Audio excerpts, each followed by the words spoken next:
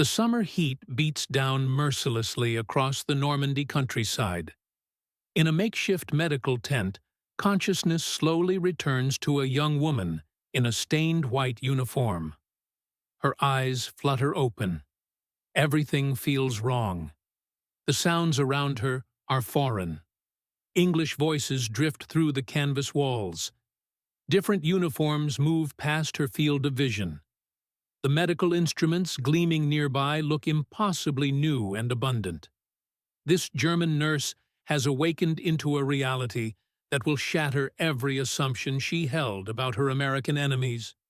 What she's about to witness will challenge her most fundamental beliefs about medicine, resources, and the very nature of warfare itself. Her name is Ingrid Müller. The year is 1944, and she has just become a prisoner of war in American hands. The story that unfolds from this moment reveals one of the most profound cultural shocks of the Second World War. German medical personnel, trained professionals who understood hospitals and healing, found themselves confronting an American medical system that operated on principles they could barely comprehend. Their reactions expose not merely the differences between two nations at war, but the staggering contrast between scarcity and abundance, between making do and having enough. What these captured nurses and doctors witnessed would leave them speechless with amazement. Across occupied Europe that summer, thousands of German military personnel were falling into Allied hands. The advancing American forces swept up not just combat soldiers, but the entire support structure of the Wehrmacht. Among these prisoners were the medical staff who had kept German forces functioning under increasingly desperate conditions. These weren't ordinary soldiers. They were trained medical professionals, nurses who had worked in the finest German hospitals before the war, doctors who had studied at prestigious universities, medical orderlies who understood the intricate workings of field hospitals and surgical units. They knew medicine inside and out. They understood what proper medical care required, but nothing in their experience had prepared them for what they were about to encounter. The transformation began at the moment of capture itself. Under international law, specifically the Geneva Convention of 1929, captured medical personnel were entitled to receive the same standard of medical care that the capturing nation provided to its own forces. For German nurses and doctors taken by American troops, this meant immediate entry into a medical system that operated on a scale they could hardly imagine. The abundance started with the simplest things: clean sheets that weren't patched and repatched, bandages that were used once and discarded rather than cleaned and reused until they fell apart, soap that was available whenever needed, not carefully rationed and shared among dozens of patients. Hot water flowed from taps on demand. Electric lighting illuminated surgical areas properly. Pain medication was administered based on patient need, not on how much remained in the supply cabinet. These weren't luxuries in the American medical system. They represented standard operating procedure. To understand the shock these German medical professionals experienced, we must first understand what they had left behind. By 1944, Germany's medical infrastructure, once among the world's most advanced, had been systematically stripped bare to feed the war machine. German hospitals were operating under conditions of severe scarcity that worsened with each passing month. Medical supplies that had once been taken for granted were now carefully rationed. Basic medications were reserved for the most critical cases. Equipment was shared between facilities until it literally wore out from overuse. The situation in German field hospitals was even more desperate. These mobile medical units followed the Wehrmacht across Europe, setting up in whatever shelter they could find. Bombed schools became surgical theaters. Abandoned barns served as recovery wards. Canvas tents provided the only protection from weather and enemy fire. Supply lines grew longer and more tenuous as the war dragged on. By late 1944, Even essential items like morphine, sulfur drugs, and sterile dressings were in critically short supply. German medical personnel had become masters of improvisation, stretching every resource until it could be stretched no more. They had learned to make difficult choices about which patients could receive optimal care and which would have to make do with minimal treatment. These decisions haunted many medical professionals, but the mathematics of scarcity left no alternatives. Into this world of desperate shortage came German prisoners who suddenly found themselves inside the American military medical system. The contrast was so stark, it seemed almost impossible to believe. The United States Army Medical Department had grown into a massive organization by 1944, employing over 700,000 personnel in what represented the largest military medical establishment in human history. More significantly for our captured German nurses, this system operated with resources that appeared virtually unlimited compared to what they had known. American military medicine had established a comprehensive network of medical facilities that stretched from frontline aid stations all the way back to fully equipped general hospitals in the continental United States. This wasn't just about treating wounds and getting soldiers back to combat. This was about providing optimal medical care regardless of cost or resource constraints. The scale was breathtaking. By 1944, American military hospitals in Europe alone contained more than 200,000 beds. But the German prisoners weren't just impressed by numbers. They were astounded by the quality of equipment, the abundance of supplies, and the sophisticated technology that seemed standard in every American medical facility. Portable X-ray machines were common equipment rather than precious rarities.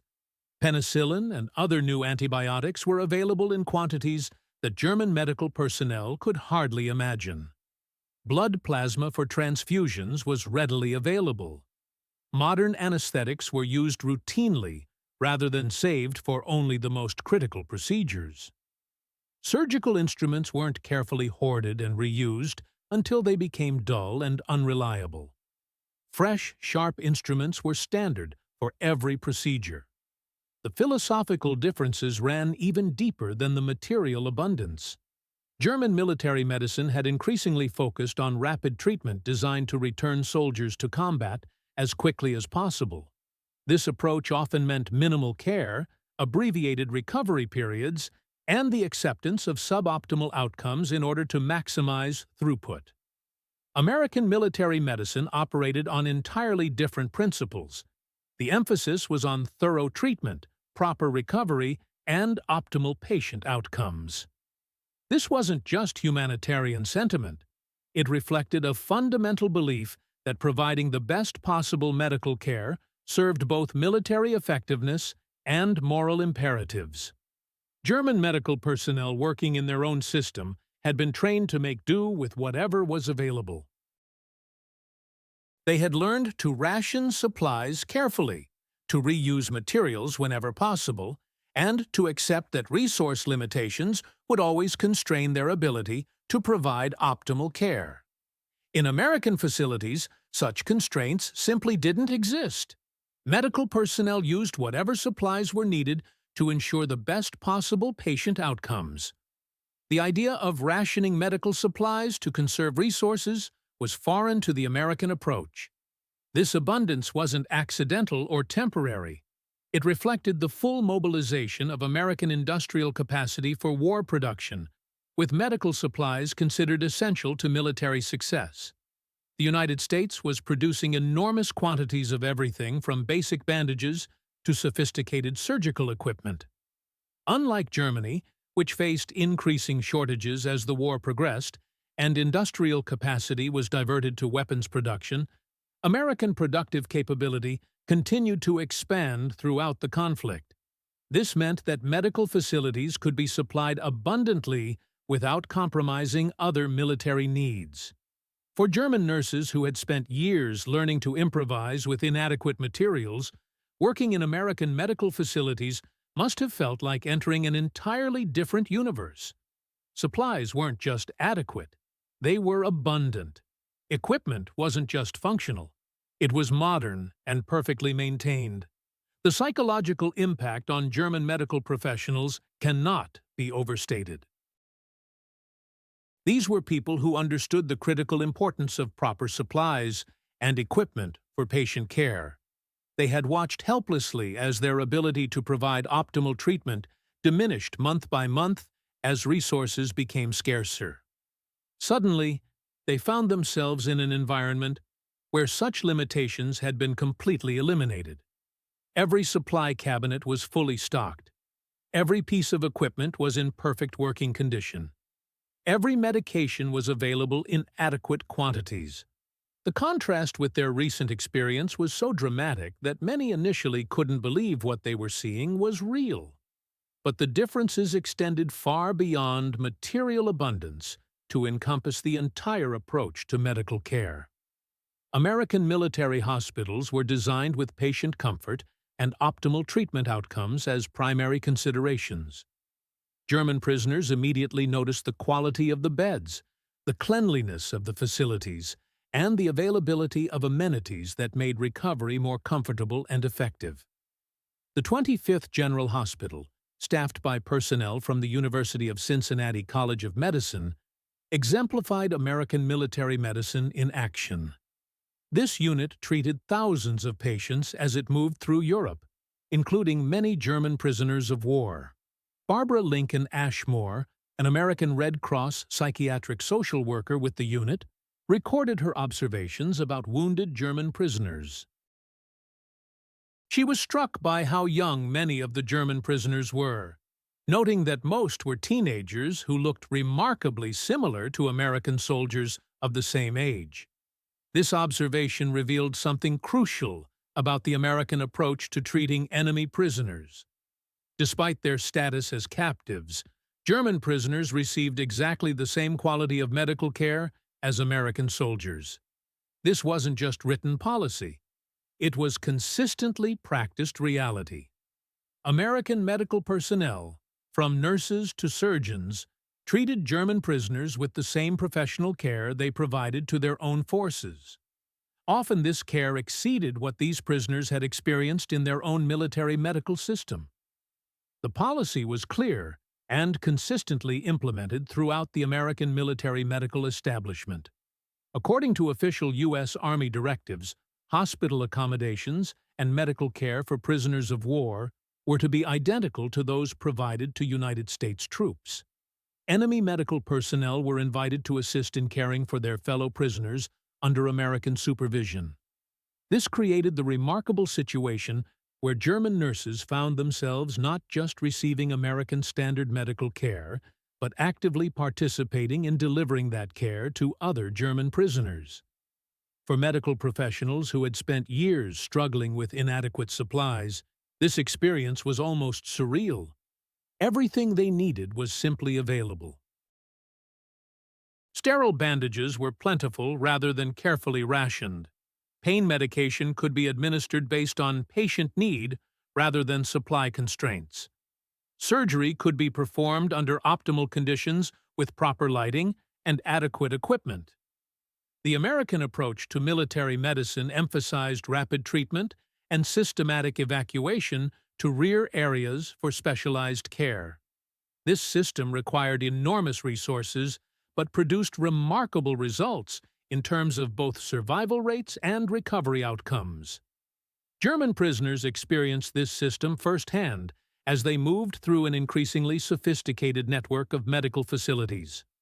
The journey typically began at frontline aid stations where initial treatment stabilized wounded prisoners for transport.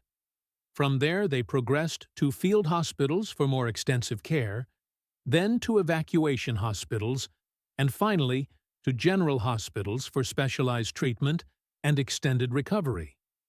Each stage of this progression meant better facilities, more specialized equipment, and higher levels of care. German nurses who had worked in Wehrmacht field hospitals immediately recognized the vast differences at every level.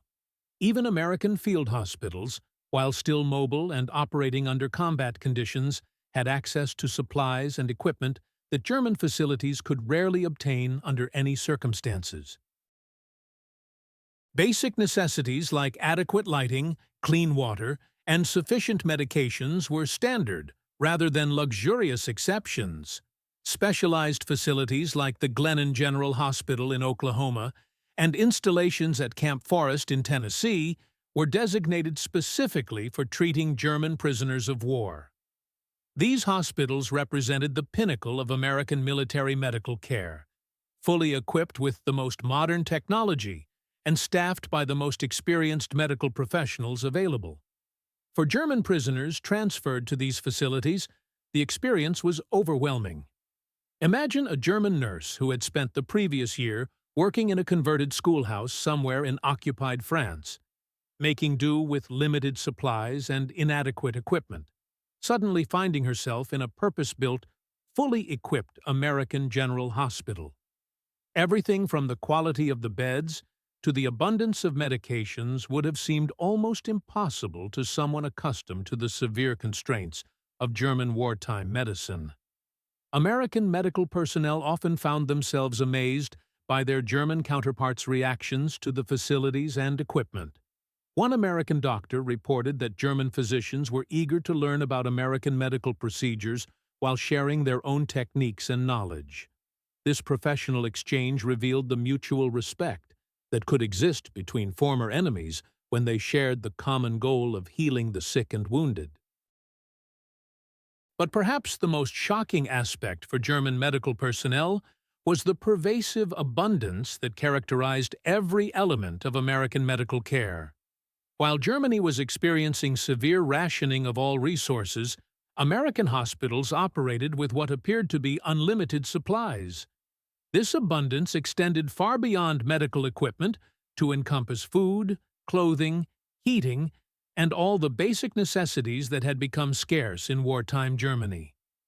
The food provided to prisoners of war, including German nurses and medical personnel, followed Geneva Convention requirements that it be comparable in quality and quantity to that provided to American troops. For prisoners coming from a Germany where food rationing had become increasingly severe, American military rations seemed remarkably abundant and varied. Even more striking was the casual attitude toward medical supply usage. In Germany, every bandage, every vial of medication, every piece of equipment was precious and carefully conserved. American medical facilities operated on the principle that whatever was needed for proper patient care would be provided without regard to cost or resource constraints. This abundance wasn't accidental. American industrial capacity had been fully mobilized for war production, and medical supplies were considered absolutely essential to military success. The United States was producing enormous quantities of everything from basic medical supplies to sophisticated surgical instruments. Unlike Germany, which faced increasing shortages as the war progressed and industrial resources were diverted to weapons production, American productive capacity continued to expand throughout the conflict. For German nurses who had learned to improvise with whatever materials they could find, working in American facilities was like entering a completely different world. Supplies weren't just adequate. They were abundant to the point of seeming wasteful to eyes accustomed to severe scarcity. Equipment wasn't just functional, it was modern, well-maintained, and available whenever needed. Facilities weren't just serviceable. They were specifically designed and built for optimal patient care. The psychological impact of this abundance on German prisoners was profound and lasting. These were medical professionals who fully understood the importance of proper supplies and equipment for effective patient care. They had spent years watching their ability to provide optimal treatment steadily diminish as resources became scarcer and more precious. Suddenly, they found themselves in an environment where such limitations had been completely eliminated. The abundance seemed almost magical to people accustomed to constant scarcity, and careful rationing of every resource. But the differences went much deeper than material abundance. The American approach to military medicine reflected a fundamentally different philosophy about the value of individual soldiers and the resources that should be dedicated to their care. While German military medicine had increasingly focused on returning soldiers to combat as quickly as possible with minimal care, American military medicine emphasized thorough treatment and complete recovery as the primary goals. This philosophical difference was evident in everything from the design of American military hospitals to the training and attitudes of medical personnel. American facilities were built with patient comfort and optimal treatment outcomes as the primary considerations. German prisoners would have immediately noticed differences in the quality of beds, the cleanliness of facilities, and the availability of amenities that made recovery more comfortable and effective. The contrast was particularly striking for German nurses, who had been trained in a tradition that emphasized duty and sacrifice above comfort or optimal conditions. Many had worked in facilities where basic heating was inadequate, where lighting was insufficient for proper medical procedures, and where supplies were so limited that difficult choices had to be made about which patients could receive the best available care. In American facilities, such compromises were rare to non-existent. The underlying philosophy seemed to be that every patient, including enemy prisoners, deserved the best possible care that modern medicine could provide. This wasn't just humanitarian sentiment. It was practical policy based on the belief that proper medical care served both military effectiveness and moral objectives. As 1944 turned into 1945, increasing numbers of German medical personnel fell into American hands as the Wehrmacht's position became increasingly desperate and unsustainable. These prisoners brought with them first-hand knowledge of a medical system under severe strain, operating under conditions that were rapidly becoming impossible to maintain. Their encounters with American hospitals challenged their fundamental understanding of what was possible in wartime medicine. More than that, these experiences revealed the vast differences in industrial capacity, available resources, and philosophical approach that separated the two nations at war. For many of these German nurses and medical personnel, their time as prisoners in American medical facilities represented their first real glimpse of what American society could produce when fully mobilized for war. The abundance they witnessed wasn't just military luxury or temporary wartime extravagance. It was the normal product of an industrial system that could simultaneously provide for massive military needs while maintaining civilian living standards that far exceeded what most Europeans had experienced even during peacetime before the war began. But perhaps most surprising and challenging to German preconceptions was the realization that this abundance extended even to enemy prisoners. The American commitment to providing proper medical care wasn't limited to their own military forces. It included anyone who fell under their responsibility, regardless of the uniform they had worn or the nation they had served. This represented a level of humanitarian commitment that many German prisoners hadn't expected based on their previous understanding of American society and values. The story of cultural and medical shock was just beginning to unfold. As these German prisoners were processed through the American military medical system, moved to specialized treatment facilities, and eventually transported across the Atlantic Ocean to prisoner-of-war camps within the United States itself, their amazement would only continue to grow. They were about to encounter not just American military medicine, but American society as a whole, in all its wartime abundance and technological sophistication. The experiences awaiting them would challenge everything they thought they knew about their former enemies. Spring sunlight reflects off the Atlantic waters as transport ships cut through the waves toward American shores. Below deck, German prisoners of war crowd together for the long journey across an ocean that seems impossibly vast. and endless.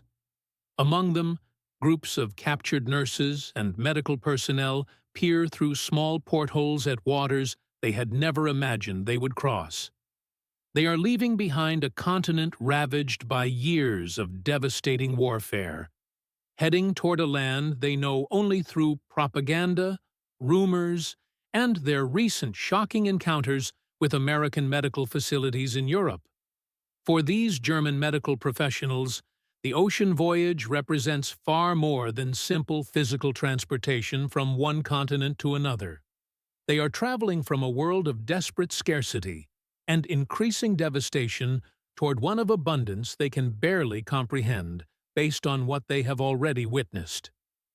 What awaits them in American prisoner of war camps will challenge every assumption they held about their enemies and force them to confront realities that contradict everything they had been taught to believe about American society.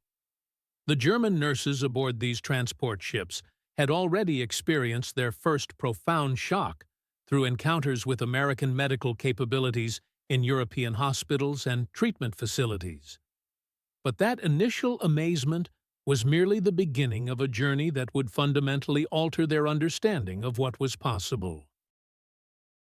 America itself would prove to be something entirely different from anything they had imagined or been led to expect.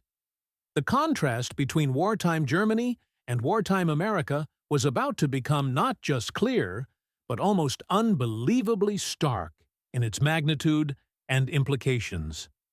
As the ships approached American coastal waters, German prisoners caught their first glimpses of a homeland that remained completely untouched by the bombing, destruction, and devastation that had become routine across Europe. Cities displayed intact buildings, their lights visible at night without fear of air raids.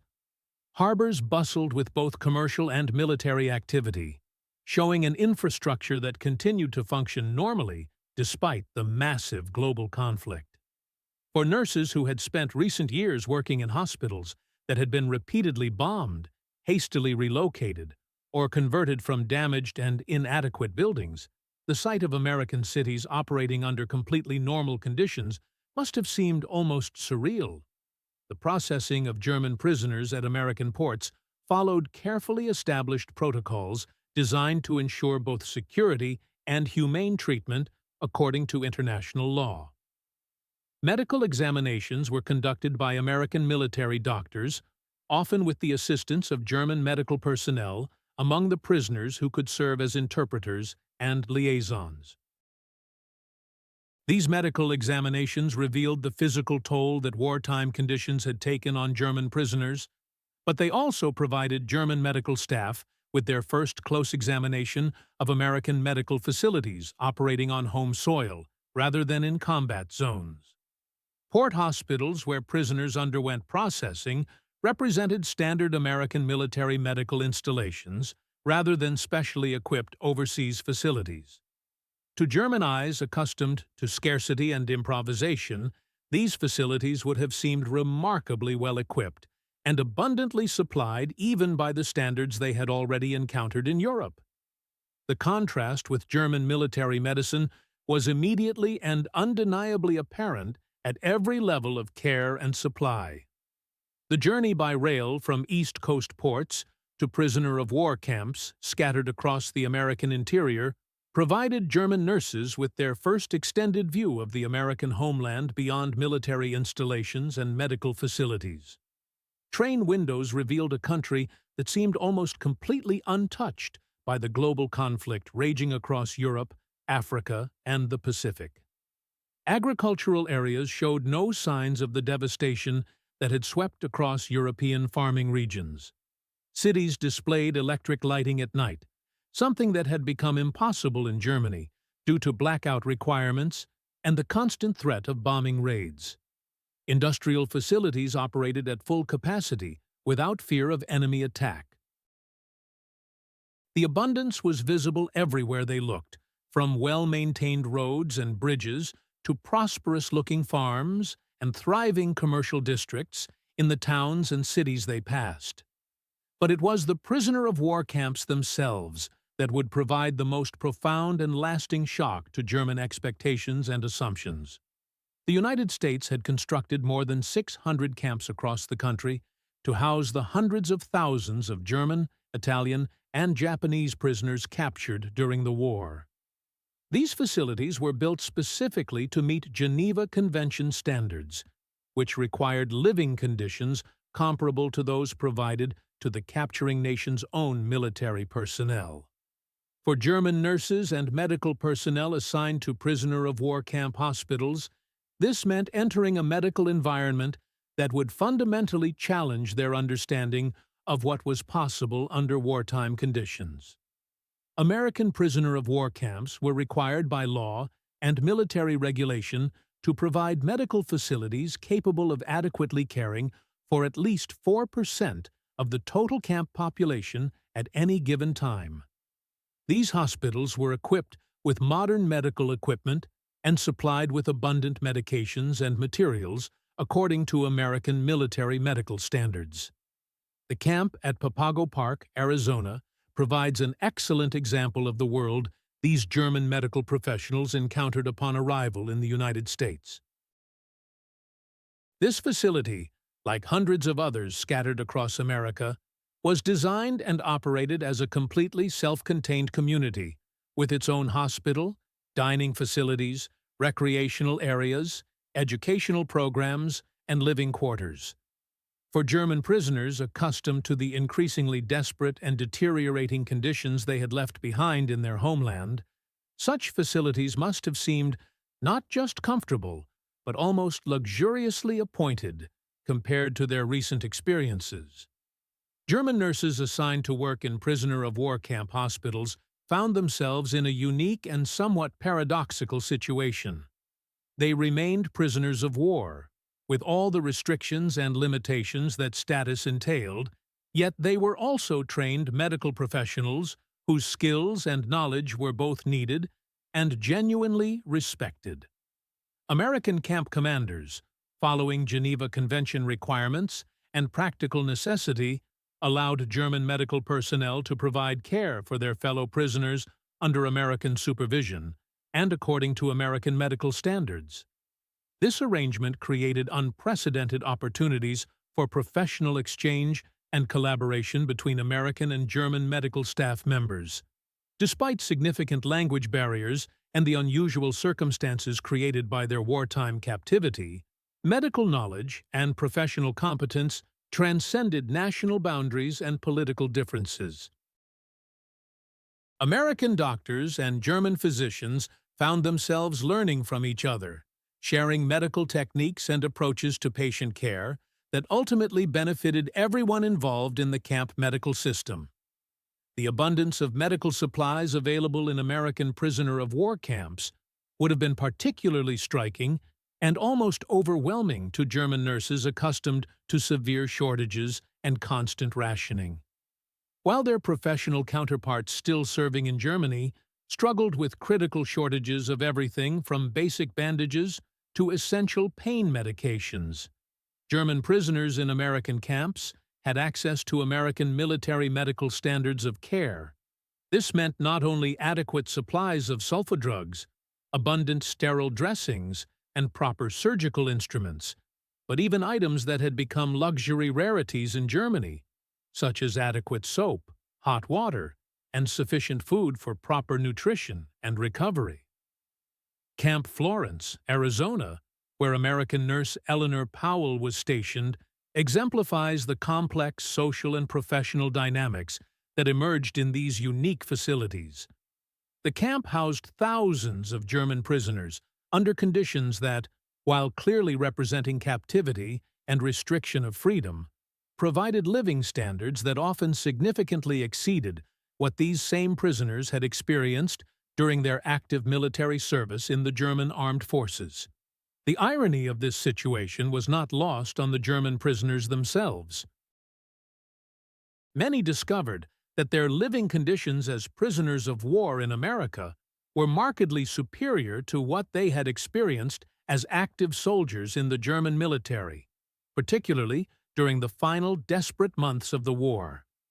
regular meals with adequate nutrition and variety, clean clothing and bedding changed frequently, and medical care that didn't require rationing of supplies or making difficult choices about which patients could receive optimal treatment represented improvements over their recent military experience. For German nurses working in these prisoner-of-war camp hospitals, the psychological and professional impact was both complex and profound. On one hand, they felt genuine gratitude for the opportunity to continue practicing their chosen profession and providing care for their fellow Germans under conditions that allowed them to do their best work. On the other hand, the stark contrast with the deteriorating conditions they knew existed in Germany created feelings that ranged from relief to guilt to profound sadness about the situation of their homeland.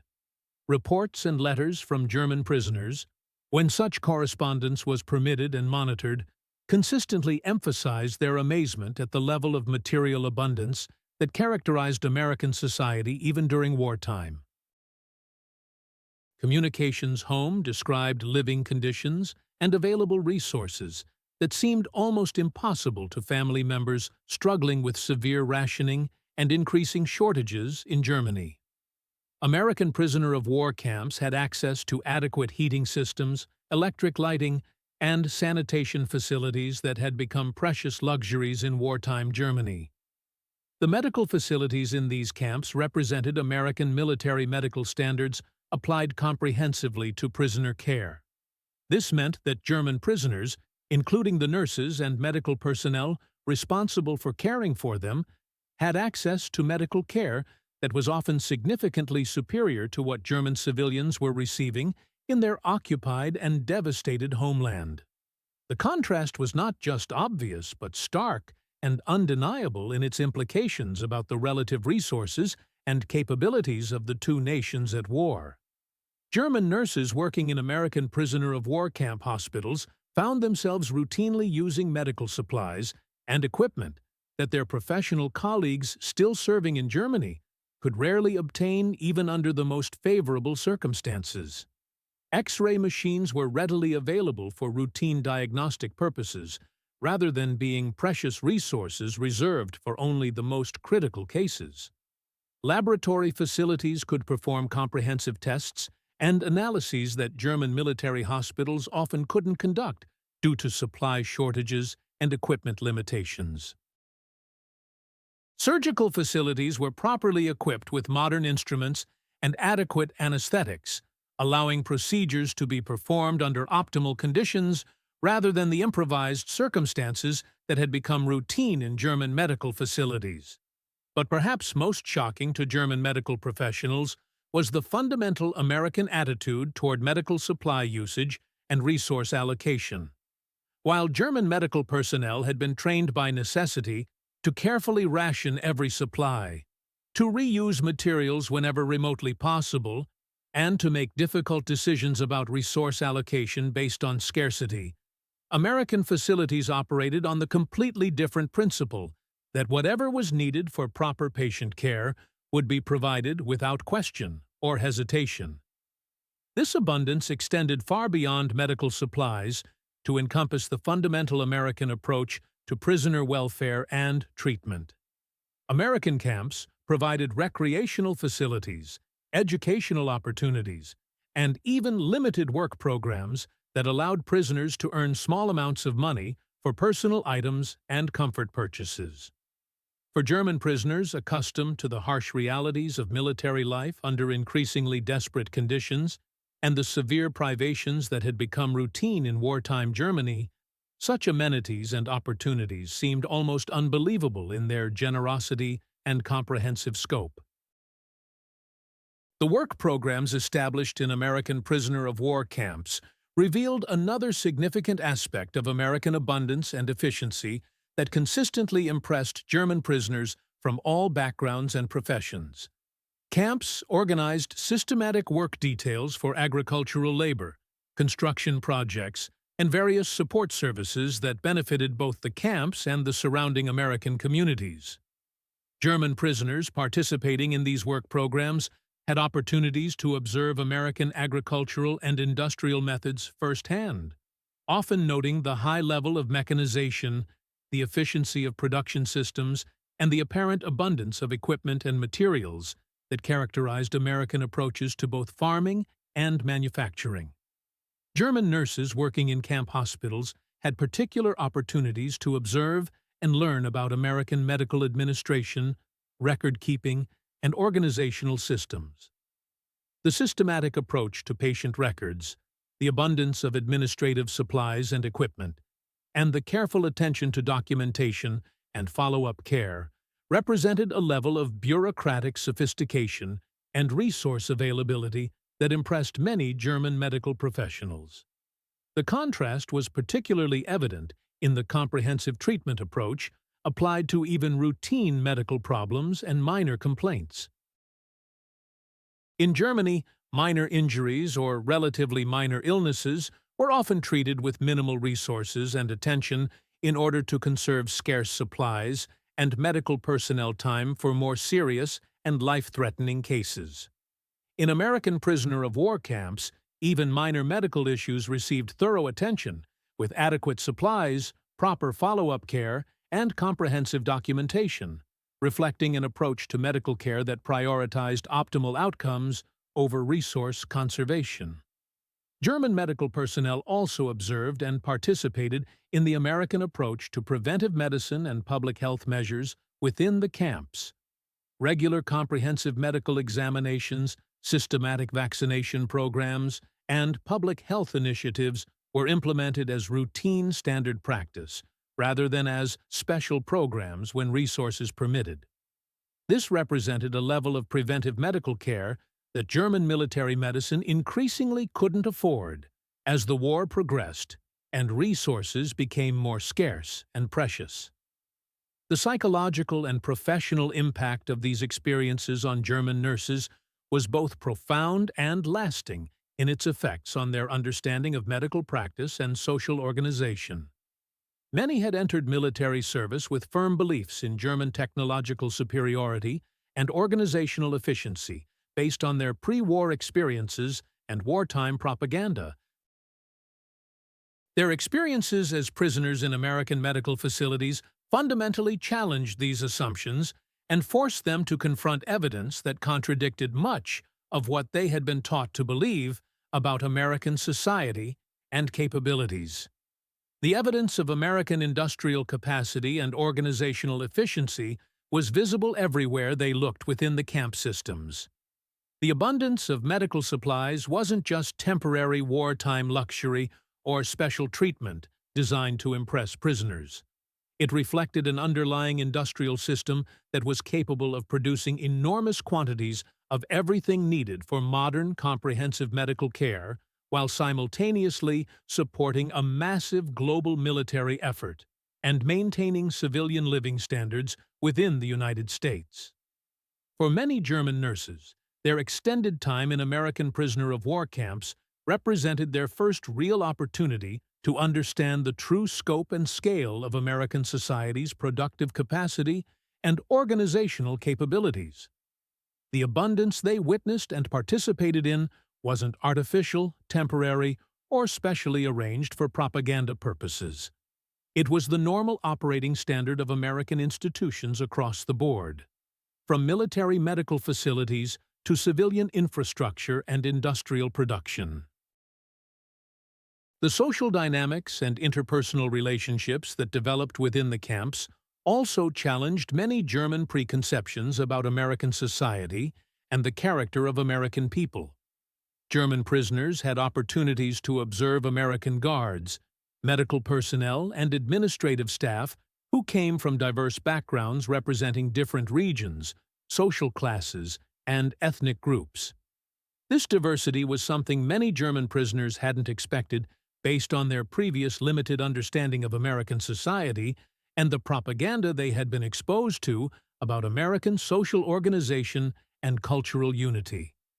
The treatment of German prisoners by American medical personnel and camp staff was consistently professional, humane, and respectful of their status as trained medical professionals. Despite the circumstances of war, the propaganda both sides had absorbed about their enemies, and the natural tensions created by captivity, medical professionals on both sides consistently found common ground in their shared commitment to healing and patient care. German nurses working alongside American medical personnel developed professional relationships and personal friendships that transcended national boundaries, political differences, and the artificial divisions created by wartime propaganda and conflict.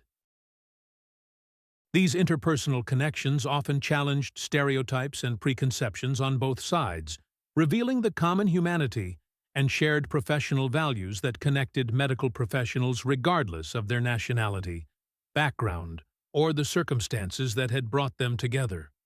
As the war in Europe finally ended with Germany's complete surrender in May 1945, German prisoners in American camps received news of their homeland's defeat and occupation. For the nurses and medical personnel among them, this development represented both relief that the killing had finally stopped and deep uncertainty about what awaited them in a Germany that lay in ruins. The contrast between their current situation as prisoners in well-supplied, efficiently operated American facilities and the reports they received about conditions in occupied Germany was stark and deeply troubling. Many German nurses face the difficult realization that their current living and working conditions as prisoners of war were significantly superior to what would await them upon eventual repatriation to their devastated homeland. The process of repatriation began slowly and systematically, with priorities determined by various factors, including the prisoners' potential usefulness in helping to rebuild German society and infrastructure. Medical personnel were often among those retained for extended periods, both because their skills and knowledge were needed for continuing camp operations and because their professional expertise would be particularly valuable in reconstructing Germany's completely shattered medical system. During this extended period of continued captivity, German nurses had additional opportunities to deepen their understanding of American medical practices, hospital administration, and healthcare system organization. Many developed improved English language skills that allowed more sophisticated and detailed professional exchanges with their American counterparts.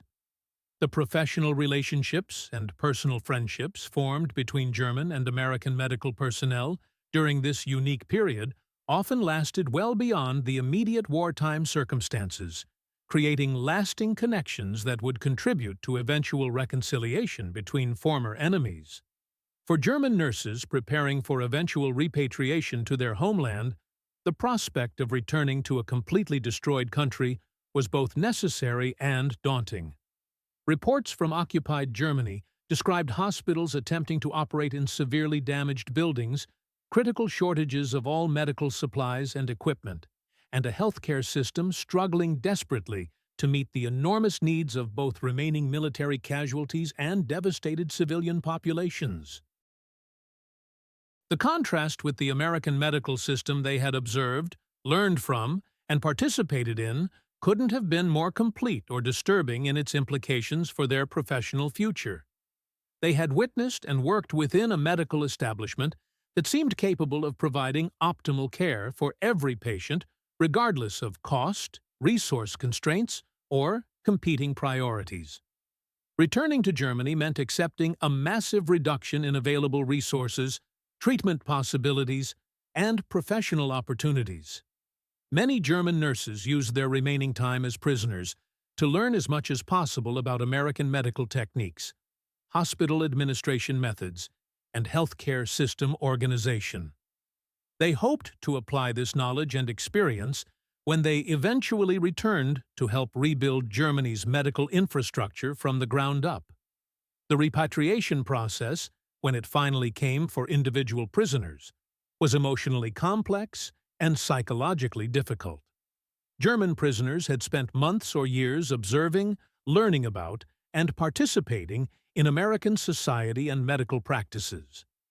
Many had developed genuine respect for American institutions, methods, and approaches that fundamentally challenged their previous understanding of their former enemies and forced them to reconsider many of their pre-war assumptions about American society and capabilities. The final irony was profound and undeniable. Many German medical personnel left American prisoner of war camps with better nutrition, improved health, and significantly expanded professional knowledge and skills than they had possessed when originally captured. Their time as prisoners had provided opportunities for professional development, skill enhancement, and system knowledge that would never have been available to them in wartime Germany under the increasingly desperate conditions that characterized the final years of the conflict. The story of German nurses and medical personnel in American hospitals and prisoner of war camps reveals profound and lasting truths about the nature of total war and its dramatically different impacts on the societies involved in the conflict. The material abundance that characterized American medical care throughout this period wasn't temporary wartime luxury or propaganda designed to impress prisoners.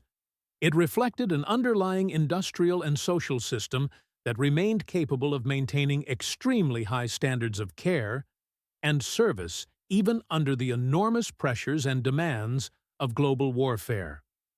For the German medical professionals who witnessed this abundance firsthand and participated in systems that embodied these principles, the experience was genuinely transformative in ways that would influence their professional and personal lives for decades to come.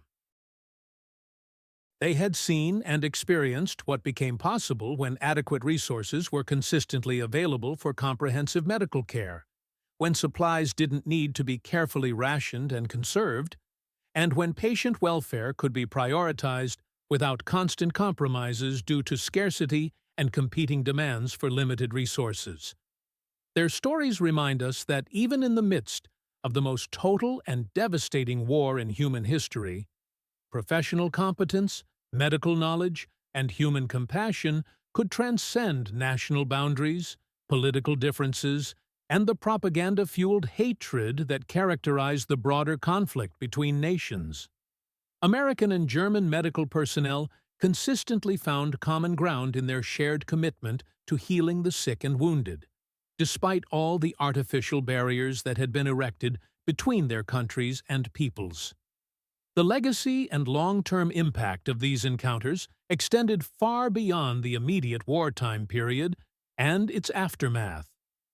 German medical professionals who had observed, learned about, and participated in American methods and standards carried this knowledge and experience back with them to help rebuild Germany's completely devastated post-war medical system. The professional relationships, mutual respect, and personal friendships developed during their captivity contributed significantly to the eventual reconciliation between former enemies and the rebuilding of cooperative relationships between American and German medical institutions. Perhaps most importantly for our understanding of this period, these stories illustrate the transformative power of direct personal experience to challenge preconceptions, overcome stereotypes, and reveal common humanity even under the most difficult and unusual circumstances. German nurses, who had been taught through years of propaganda to see Americans as enemies, found themselves receiving medical care, professional respect, and personal kindness that completely contradicted everything they had been told about American character and intentions. The abundance they witnessed wasn't just material in nature, though the material aspects were certainly impressive and sometimes overwhelming. It was also philosophical and organizational, reflecting an American approach to military medicine that operated on the principle that adequate resources should always be available for proper patient care, even when that care was being provided to enemy prisoners of war. This represented a fundamentally different approach to medical practice, resource allocation, and human value than what these German professionals had experienced in their own medical system, particularly during the final desperate years of the war. Today, as we look back on these remarkable stories from nearly 80 years in the past, They continue to remind us of both the devastating impact that total warfare can have on societies and institutions, and the remarkable resilience of professional competence, human compassion, and shared values even under the most challenging circumstances. The German nurses, who couldn't believe what they saw in American hospitals, had indeed witnessed something genuinely remarkable and historically significant. They had encountered not just superior military medical capabilities, but clear evidence of the productive power and organizational capacity of a society that had been fully mobilized for war, yet still maintained its fundamental commitment to humanitarian values and optimal care for all patients. Their amazement and shock were completely justified responses to what they had witnessed. They had indeed encountered something extraordinary, a comprehensive medical system that could maintain optimal standards of care even under the enormous pressures and demands of global warfare, and a society that extended those same high standards even to enemy prisoners who had no claim on American resources except common humanity. It was a powerful testament to what becomes possible when adequate resources, professional competence, and humanitarian commitment come together even under the most challenging circumstances imaginable. The shock and amazement visible on their faces when they first entered those well-equipped American hospitals wasn't just surprise at material abundance, though that abundance was certainly impressive. It was the recognition that they had encountered a completely different vision of what medical care could and should be, even during the most devastating war in human history. For many of these German nurses and medical professionals, these experiences would fundamentally reshape their understanding of what was possible in both medical practice and social organization, influencing their professional work and personal perspectives for the rest of their lives.